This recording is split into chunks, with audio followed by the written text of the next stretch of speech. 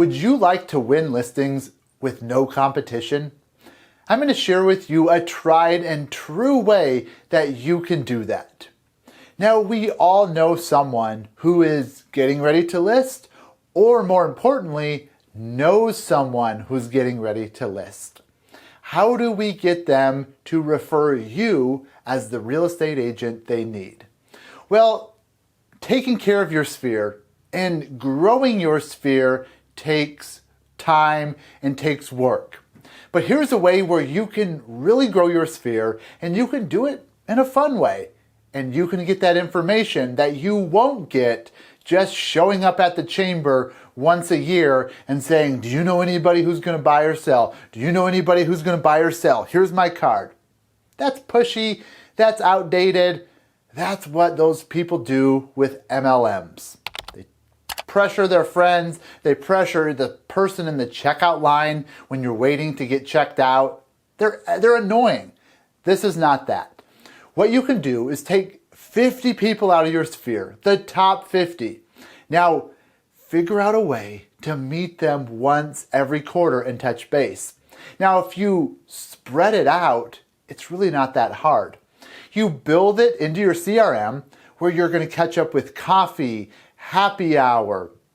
Maybe you see some of them at a ball game, at your school, at your church, wherever.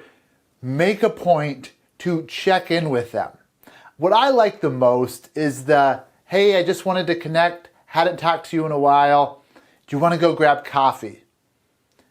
Most people are going to say yeah, especially if you say sometime this week. Or happy hour. This way you can connect with them, and what you're going to do here is you're going to, more importantly than add them to your sphere, you're going to start adopting their sphere. So now instead of getting ones and twos, you're getting 50 and another 50. You're adopting their sphere into yours and doubling or tripling your sphere. Especially over the course of a year, you can really grow your sphere. Now, here's the thing with catching up with someone for coffee or happy hour. It's casual. People let out that information in a casual conversation when they don't feel pressured. And you'll get information that is valuable, but not if you sit down and you say, okay, let's talk business. That doesn't work. Talk about the market. How's the market going? What do you think about the market? How is your business going? What do you think about this area of town over here that's really growing? Talk about those kind of things, and they'll start opening up subconsciously. A lot of times, oh yeah, our neighbor is moving over to that new development. Well, that neighbor is going to have to sell their house. See, they say these things in casual conversation. So that's a huge advantage of sitting down and having a casual conversation with your sphere. And it can be that time of day, the afternoon, the happy hour, when you're wanting to kind of depressurize, relax, have a more casual conversation. In the morning, you're grinding. As the afternoon goes on, you're getting a little bit more worn out and you need to recharge. So this is a great way to recharge, connect with people in your sphere, and generate business. Now, here's what you do. After you meet with them, you sit in your car, you take down some notes, you add that to your CRM, you send them an email or a text afterwards, him or her. You say, hey, thank you. I really enjoyed that. Let's catch up again sometime. See, you're kind of priming the pump for the next quarter that you're going to catch up with him. And your prospects don't need to know this, but that way you can keep track of all 50 of them and get the information you need.